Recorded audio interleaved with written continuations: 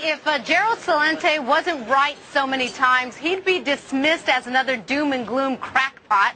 But he has been right, and he has predicted correctly many, many times. Well, now he's looking ahead to 4 years of President Obama, get used to saying that, and at least 2 years of solid Democratic control on Capitol Hill. Now, here's a quick synopsis. He says that by 2012, America will become the first undeveloped nation of the world.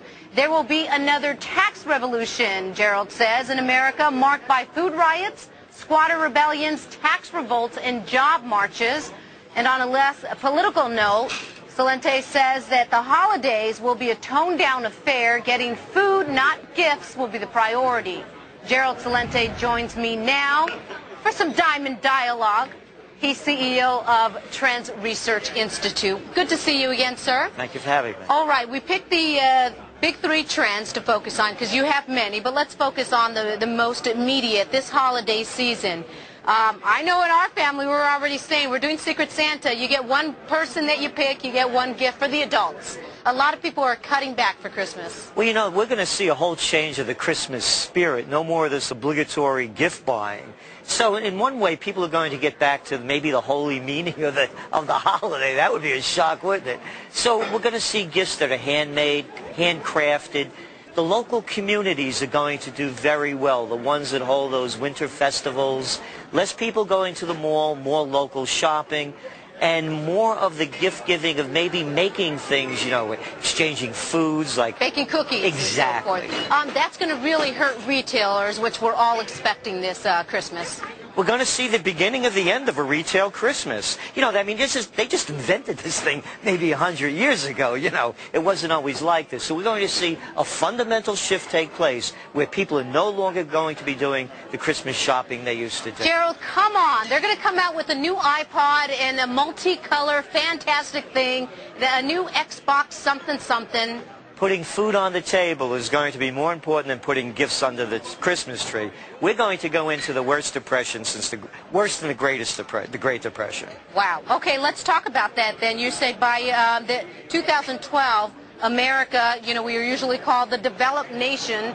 We're going to be now the undeveloped nation? Yeah, you know Obama's slogan, yes we can. We're saying no we can't. It's not going to happen. His plans as candidate Obama are no different than President-elect Obama. So there's not going to be any magic bullet here. There is no solving the crisis with swift resolve. So we're going to see a continuing decline. Americans are going to be taking a hit like they've never seen before. All these people that have their McMansions, that are, we have, what, $14 trillion worth of consumer debt? Right. And people are losing their jobs every day. America's going to really go through a transition, the likes of which no one's prepared for. Because you well know, people were even denying that we were in a recession just a couple of months ago. We debated that for months. I know. Could, but still, I mean, people even say, well, technically, you have to have 2 negative GDP quarters until it's technically a recession. I think that debate has been settled. So what if this is what you're predicting, and folks, he's been right many, many times, so, you know, you can't just take this with a grain of salt, what he says. You have to take it seriously. What do we do today to prevent for this chaos tomorrow? Well, the first thing is what the governments are going to do is they're going to try to squeeze more money out of the average person. We're seeing it with virtually every city, every state.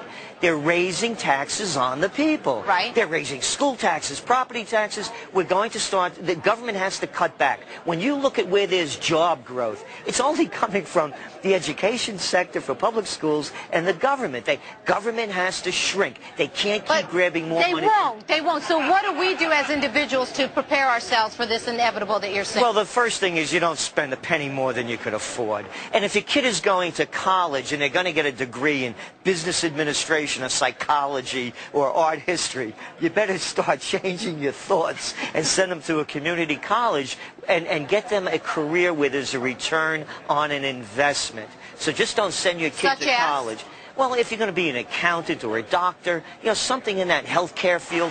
Healthcare is always going to be a growth area, particularly in a nation of an aging population and a not so healthy one either. Okay, Gerald Celente with the CEO of Trends